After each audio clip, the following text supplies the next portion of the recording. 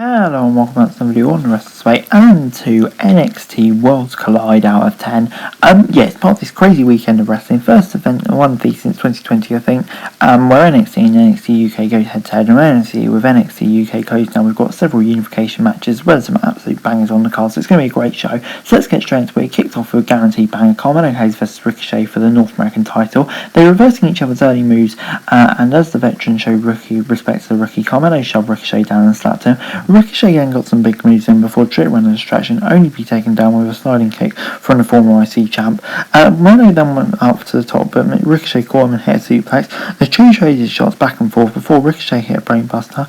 Mono then returned with a code breaker for a near fall. Hayes then went up for the ropes, but Ricochet pulled him down, hit a cut super kick and a poison rana. Trick then ran an interference once more and tried to hit Ricochet with the title belt, but was taken down. Ricochet then went up top for the 630, but Melo countered it and rolled him up for the victory. And yeah, this gets an 8 out of 10 from me. Just a brilliant match between two brilliant opponents. A bit of a shame at the end of a roll up. Would have preferred a clean finish, maybe with Melo really going over. But for Ricochet to put Melo over like this, I thought it did exactly what it needs to. Brilliant match to kick off the show.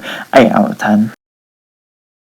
We then saw footage from earlier in the day where Roderick Strong was lying in the parking lot after being jumped. Diamond Mine showed up and the medics said that he was stable but unconscious as they took him away in the ambulance, obviously leading to what happened later. It was then time for the Fatal 4-Way Tag Team Unification match. A brawl broke out between the tag team match was even started and the referee had to separate the teams.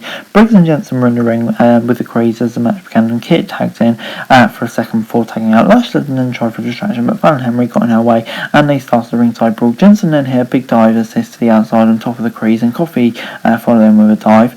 Briggs and Jensen were eliminated with a double team move when Gallus turns to Jensen. Gallus and Deadly then teamed up on the Creeds before taking them out. Prince and Wilson were trying to call a truce with Gallus, but it failed and the match continued. When Gallus were eliminated by the Creeds and only two teams remained in the match, the two teams eliminated came back at ringside and started to brawl. Julius Creed got a big sequence of moves on Prince before in the ring they were in a ringside brawl, causing the ref to get wiped out. Wilson was about to blindside Julius, but Damien Kent came in and took him down with a spear. Creed then thanked him for the assist, but he turned his back. Kent attacked him with a steel chair. Prince was still the legal man after the referee conveniently got up at the right moment and picked up the W. And yeah, this gets a 7 out of 10 from me, which has been teased for months, Diamond Mine sipping up, and it's finally happened with Damon Kemp doing it, Roderick Strong being out of action. I guess that kind of whole tease up the scene, that sort of thing. And it'll be fascinating to see where Damon Kemp goes from here and where this whole storyline progresses. As for Pretty Deadly winning the belts, definitely didn't see it coming. I thought maybe Gallus or Diamond Mine to retain, but yeah, definitely intrigued to see where that goes. That's going to be very interesting. But yeah, gets 7 out of 10 from me. Really good match, and with definitely some intriguing storyline beats to it too.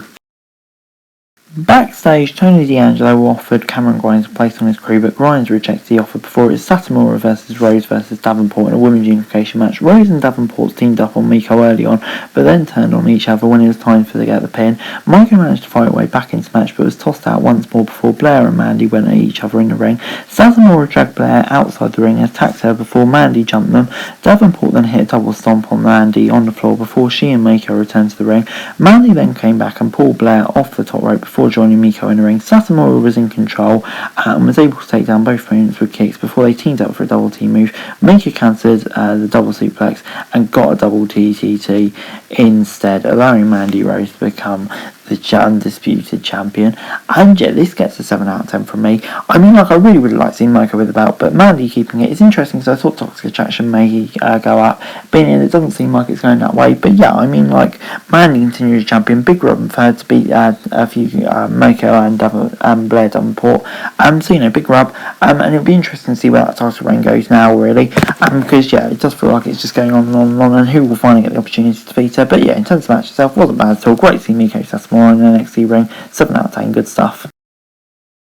Next up was a women's tag team title match. Kayla and Nikki kicked off the match and Katana was tagged in early. Nikki tagged in Doudrop and she dropped Katana with some big moves before mocking the champs. Kayla then tagged him, but Doudrop dropped her senton before hitting a senton on both women for a near fall. Katana was isolated in the ring and tried to get the tag on, but Doudrop pushed Caden off the apron before dropping Chance. Nikki tossed Katana out of the ring before Caden goes to the top, but Doudrop met her there. Tox's traction came out and Nikki ran at them, allowing Katana and Caden to the chance to hit the 450 splash spawn combo for the victory.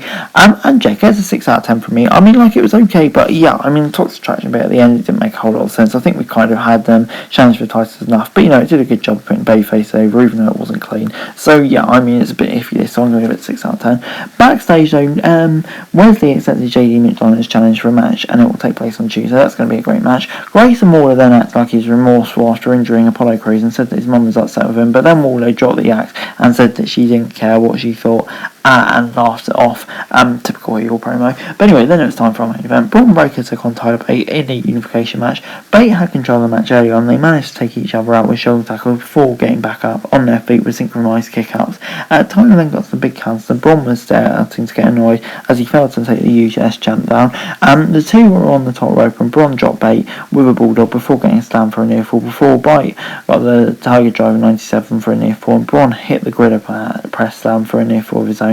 Braun then went for a spear, but Bate hit the bop and bang before going for the Tyler Driver again, but Braun countered out. Braun then hit the spear off another counter, picking up the W. After the match, Bate handed Braun the titles, and the two celebrated as Worlds Collide went off the air. And yeah, this gets an 8 out of 10 from me. Absolute banger match between two of the best wrestlers, like an NXT as a whole, and yeah, like I say, just a really, really good match. Breaker was, I think, pretty clearly going over, but still really interesting match. Lots of no falls to get you biting, and yeah, just a great match between two great wrestlers. 8 out of 10. And overall, NXT Worlds Collide gets a 7 out of 10 from me. Yeah, I thought it was a decent show. Some really good in-ring action, some good storytelling, dynamite splitting up, and yeah, on the whole, just a good fun night of wrestling, really. I mean, there were some bits that maybe I would have changed. Maybe we would have liked to see more NXT UK wins, but on the whole, like I say, a really good fun night of wrestling. So yeah, good stuff. But anyway, guys, that's the video. Thanks very much for watching. Remember to like, share, subscribe. Don't forget to comment down below. Follow to link in the description for daily wrestling news and subscribe to the channel. I'd be greatly appreciated. Thanks very much for watching. Peace out.